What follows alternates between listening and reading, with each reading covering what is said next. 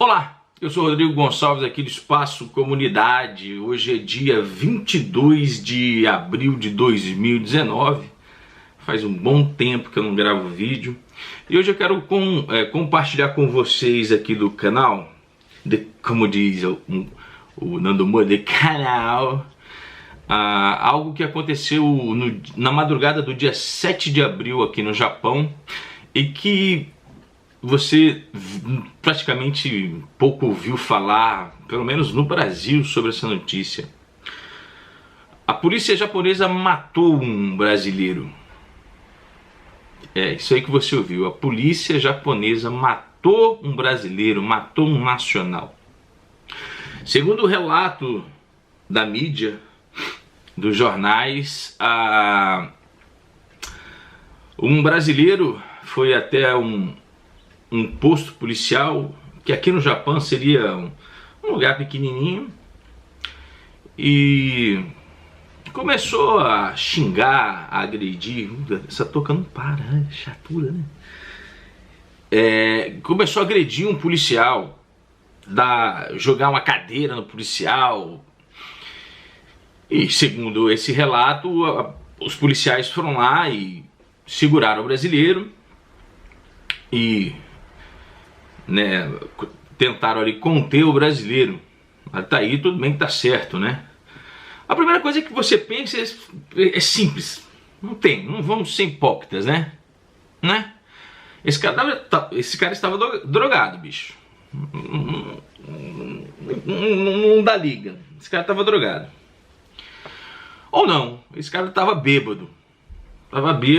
Pirou. Ou ele tem algum distúrbio, ele tem algum problema mental, psicológico. Porque ninguém entra num lugar do nada, principalmente num posto policial, para atacar a polícia. O que é estranho é que o rapaz morreu, não levou nenhum tiro, ele morreu. E o que é mais estranho, segundo os noticiários, é que a autópsia diz que o brasileiro não utilizou nenhum tipo de droga, álcool, droga ou qualquer outra droga, e não tinha problema de saúde. Ou seja, ele não teve um infarto, não tinha um problema nesse sentido. Logo se entende que o que pode ter acontecido foi um problema na hora da abordagem. A gente não sabe dizer, eu não sou investigador, não estava lá. O policial morreu por asfixia, alguma coisa nesse sentido. Bom, essa notícia foi dada aqui no Japão. Tem alguns sites de notícias, tem dois sites de notícias, 250 pessoas falando um monte de coisa. E aí o que acontece são três tipos de coisas. Você vai ter aquele brasileiro já sentando a paulada no brasileiro, dizendo que o brasileiro é isso e aquilo outro, e aí eu já digo que esse é um brasileiro ignorante, sabe? Sem percepção de mundo. Já fica claro para você. Aí você vai ter um brasileiro que vai dizer o seguinte: pô, cara, não sei, não tenho ideia do que aconteceu, esquisita essa história. E você vai ter aquele que vai conseguir parar e pensar, mas cara, como assim? Tão simples assim. E aí, eu fui lá dar uma pesquisada. Se eu tiver tempo, eu edito isso aqui, coloco só para vocês entenderem. Eu dei uma lida em alguns jornais, praticamente a notícia é padrão. Ela só muda em duas emissoras aqui que fez uma matéria filmando. E uma das emissoras, que é a NHK, que é uma estatal, ela faz a matéria relatando o fato talvez num posto policial maior, talvez onde fosse a sede na cidade. E dali faz a narrativa do que aconteceu, segundo o que a própria polícia disse. E uma outra emissora faz a notícia de fato no local que aconteceu o problema. E aí eu percebi algumas coisas interessantes que chama a atenção, principalmente no Japão. Esse posto policial, que aqui no Japão você vai ouvir pelo nome de Koban, ele fica próximo a uma estação de trem. E com certeza essa estação de trem tem uma câmera. Não bastasse isso, a estação de esse posto de policial, ele fica uma loja de conveniência, e todas as lojas de conveniências têm câmeras também. E não bastasse isso, aqui tem uma coisa chamada Pachinko, que eu não vou explicar o que é agora, mas é uma casa de jogos, mas é diferente do que é no Brasil. Quem sabe um dia eu grave um vídeo falando o que é isso para vocês, que com certeza deveria ter uma câmera ali. Com certeza deveria. Possivelmente teria uma câmera ali, fora toda a estrutura ao redor, porque aqui tem câmera, os caras colocam. Ou seja, dá para saber perfeitamente o que aconteceu do minuto que o cara chegou lá ao minuto que o cara saiu de lá. Só que a gente não tem essas informações aqui, e os sites de notícias aqui, eles não conseguem fazer jornalismo, talvez por não ter dinheiro. Eles não conseguem enviar alguém, eles não conseguem entrevistar os familiares, eles não conseguem buscar uma informação mais profunda com a própria polícia, apesar de ser uma investigação, um trabalho jornalístico. E o que aconteceu foi o quê? Bom, o que eu, como um brasileiro, pude fazer? Eu enviei para o embaixador aqui no Japão, o senhor Eduardo Saboia, para um e-mail para o consulado, um e-mail para o consulado do Japão em Tóquio, um e-mail na embaixada, tem ali o setor da comunidade, e enviei um e-mail para um tal de Conselho de Cidadãos que existe aqui. Eu recebi uma resposta da embaixada ali do conselho desse setor que cuida da comunidade, e de Tóquio também recebi uma resposta. As respostas são padrões.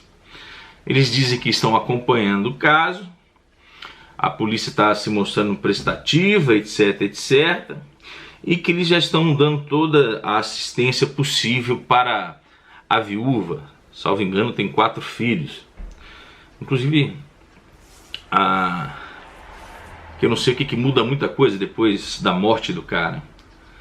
Eu não sou investigador policial, mas eu sou pai de família, e eu gostaria de compreender um caso como esse, né? Porque se de repente eu entro num posto policial para pedir alguma coisa e os caras decidem dizer isso ou aquilo, como é que eu vou me defender? E me assusta um caso como esse não chegar ao Itamaraty. Isso é o caso de Itamaraty, um morto, né, nacional. Quer dizer, a polícia matou um nacional. E para fechar um pouquinho essa notícia, talvez eu traga mais informações depois para vocês. Aconteceu essa semana também um fato inusitado. Um cidadão, nesse caso japonês, houve uma discussão com alguém por uma questão de trânsito, a polícia foi acionada, o cara tomou a arma do policial, deu um tiro, acredito que não tenha, pelo menos dentro do que eu li, não atingiu ninguém.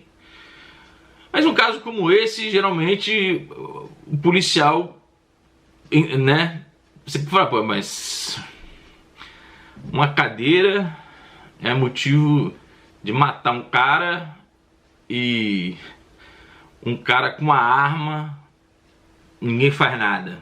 Fica estranho, soa estranho.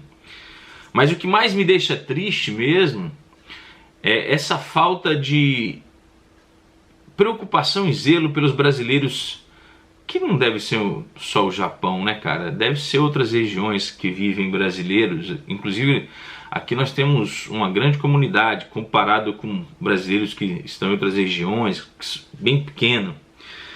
Então, compartilho com vocês o que aconteceu esses dias essa lamentável tragédia,